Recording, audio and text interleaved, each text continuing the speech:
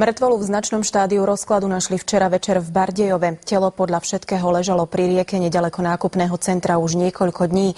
Zatiaľ sa ho nepodarilo identifikovať. Existuje však jedno vysvetlenie. Telo mŕtvého muža objavili bardejovskí policajti na brehu rieky Topľa. Nález bol šokujúci, telo bolo už v značnom štádiu rozkladu. Na slnku mohlo ležať aj niekoľko dní. Na pomoc museli prísť hasiči. Jednotka pomohla pri naložení rozkladajúcej sa mŕtvoly do vaku na mŕtvoly. Ohľadajúci lekár na mieste nevedel určiť presnú príčinu smrti a preto nariadil pitvu.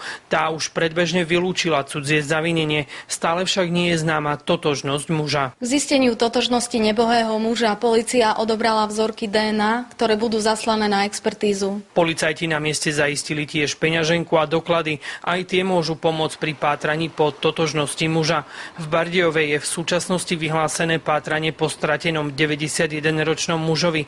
Zatiaľ však polícia spojitosť medzi prípadmi nepotvrdila. Z Bardejova pre televíziu Joj, Pavol Janič.